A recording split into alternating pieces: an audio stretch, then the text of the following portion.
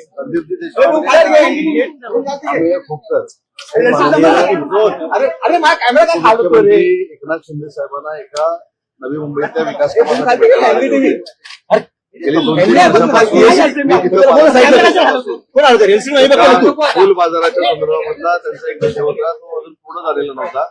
तर त्या संदर्भामध्ये ते भेटायला आले होते. माननीय उपमुख्यमंत्री सह्याद्रीला बैठकीला गेल्यामुळे ते भेटू शकले नाही आणि त्याच्यानंतर याबाबतची सविस्तर चर्चा मी डॉक्टर श्रीकांत शिंदे साहेब, संदीपजी देशपांडे आणि अमय खोपकर यांनी केली. महायुतीच्या मुलाच्या धोरणामध्ये मनसेला सामील करून घेताय का? महायुतीच्या बाबतीमधला निर्णय घेण्याचे सगळे अधिकार हे माननीय एकनाथ शिंदे साहेबांना आहेत. आज राजसाहेब देवेंद्रजींना भेटले ही देखील एक पार्श्वभूमी आहे, परंतु ती भेट का होती आम्हाला समजू शकलेली नाही. पण ही भेट नवी मुंबईच्या एका विकास कामासाठी होती. राज ठाकरे सोबत आले तर फायदा होऊ शकतो मुंबईमध्ये. राज ठाकरे सोबत आले तर मुंबईत फायदा होऊ शकतो. राज साहेबांच्या संदर्भातली भूमिका एकनाथ शिंदे साहेब घेतील. ते दोघेही नेते आहेत, ते दोघं चर्चा करतील. परंतु सकाळी देखील मी सांगितलं की माननीय राज साहेब जर महायुतीसोबत आले तर नक्की आमचा फायदा होईल. पण 2 ठाकरे एकत्र येतील ही चर्चा. टायमिंग एकीकडे राज ठाकरे हे देवेंद्र फडणवीस तुम्ही सांगताय हा फक्त योगायोग समजावा की आजच्या दिवशी दोन्ही भेटी झाल्या. एक महत्वाची भूमिका अशी आहे की या युतीच्या बाबतीमध्ये किंवा महायुतीच्या बाबतीमध्ये माननीय देवेंद्रजी भाजपच्या तर्फे निर्णय घेतात, एकनाथ शिंदे साहेब शिवसेनेच्या मार्फत निर्णय घेतात आणि अजितदादा राष्ट्रवादी काँग्रेस पक्षाच्या मार्फत निर्णय घेतात. पण एकच मला सांगायचं आहे की मी 2 महिन्यापूर्वी असं सांगितलं होतं की युबीटीनं ज्यावेळी अटीचा सिलसिला राजसाहेबांच्या बाबतीमध्ये चालू केला होता की देवेंद्रजी फडणवीस साहेबांना भेटायचं नाही, एकनाथ शिंदे साहेबांना भेटायचं नाही, अमित शहा साहेबांबरोबर संबंध ठेवायचे नाही, त्यावेळी देखील मी सांगितलं होतं की राजसाहेब हे स्वाभिमानी नेते आहेत, त्यांचा स्वतंत्र विचार आहे आणि आज त्यांनी देवेंद्रजी फडणवीस साहेबांना भेटून मी कोणाच्याही अटीला जुमानत नाही हे सिद्ध केलं.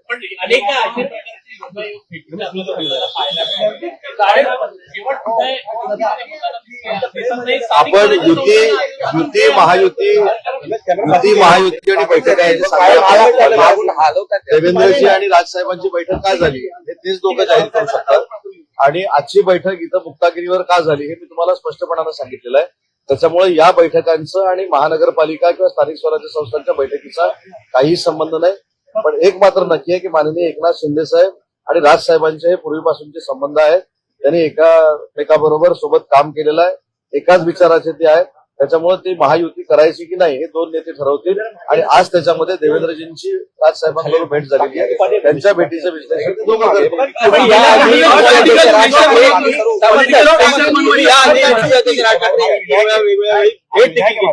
सकारात्मक पावलं उचलली गेली असं सांगितलं जातं. ज्यावेळी एकदा मी चौथ्यांदा माननीय एकनाथ शिंदे साहेबांबरोबर बोलण्यासाठी पण मी तिथं 3दा गेलो, खिचडी खाल्ली म्हणून देखील माझ्यावर टीका झालेली होती. पण ती खिचडी जी होती ती घरगुती खिचडी होती, करोनामधली भ्रष्टाचार केलेली खिचडी नव्हती.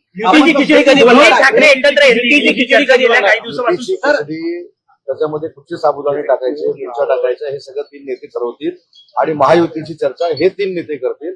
आजची दोन्ही बैठका ज्या आहेत ह्या योगायोगानं झालेल्या आहेत. याच्यामध्ये कुठेही महायुतीची चर्चा झालेली नाही.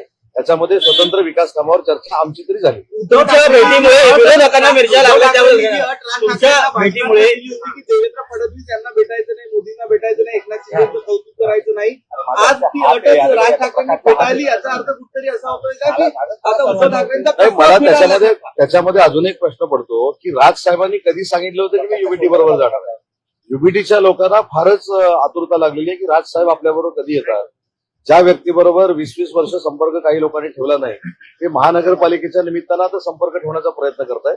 म्हणून मी सांगितलं होतं की राजसाहेब हे स्वाभिमानी आहेत आणि ते कोणाला भेटायचं नाही. मी अजून एक वाक्य आपल्याला सांगितलं होतं की शाळेमध्ये लहानपणी जेव्हा भांडणं होतात त्यावेळी ती मिटवण्यासाठी तू इकडे बघू नको, तिकडे बघू नको, ह्याच्यावर बोलू नको, हे शाळेमध्ये होत असतं, राजकारणामध्ये होत नाही.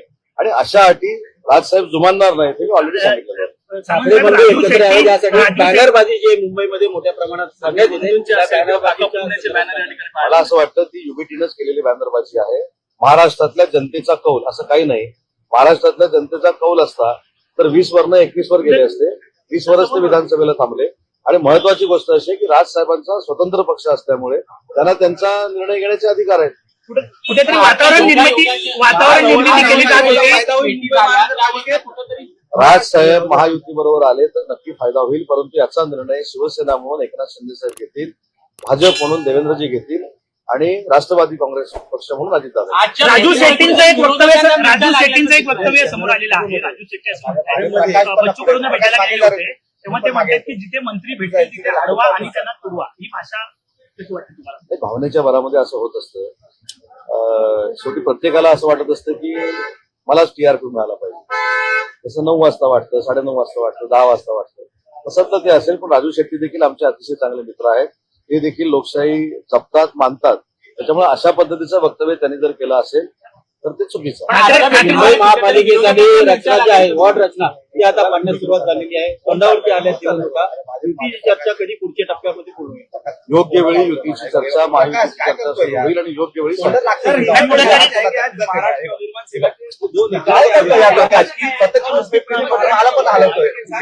महाराष्ट्र नवनिर्माण सेनानी जो नेता है संदीप देशपांडे और अमेय खोपकर, ये माननीय उप मुख्यमंत्री एकनाथ शिंदे साहब को मिलने के लिए नवी मुंबई के काम के बारे में आए थे, लेकिन एकनाथ शिंदे साहब काम से, मीटिंग से सह्याद्री चले गए, इसलिए मैं वहां का गार्डियन मिनिस्टर था. पहले मेरे से बात हो गई, डॉक्टर श्रीकांत शिंदे साहब के साथ बात हुई और वो निकल गए.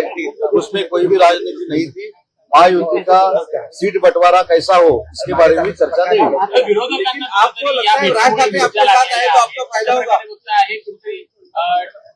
विरोधकांना एकनाथ शिंदे साहेब मुख्यमंत्री झाल्यापासूनच मिरच्या जमलेल्या आहेत, त्यांना पोषण उठलेला आहे आणि म्हणून या पोटदुखीवर उपाय म्हणून एकनाथ शिंदे साहेब कायमस्वरूपी सांगतात की आपला दवाखाना त्यांनी प्रत्येक गावामध्ये आणि जिल्ह्यामध्ये काढलेला आहे. राज ठाकरे आपके साथ आएंगे तो आपका फायदा होगा, आपको खुशी होगी? राज साहब अगर महायुति के साथ आते हैं तो फायदा होगा और हम सबको आनंद होगा. लेकिन बात कर रही थी उद्धव ठाकरे, राज ठाकरे दो भाई साथ में आएंगे और कई कुछ शर्तें भी रखी थी. यूबीटी ने जो शर्तें रखी थी वो शर्तें राज साहब ने मेरे ख्याल से ठुकरा दी है और आज देवेंद्र फडणवीस साहब के साथ उन्होंने बात की. धन्यवाद.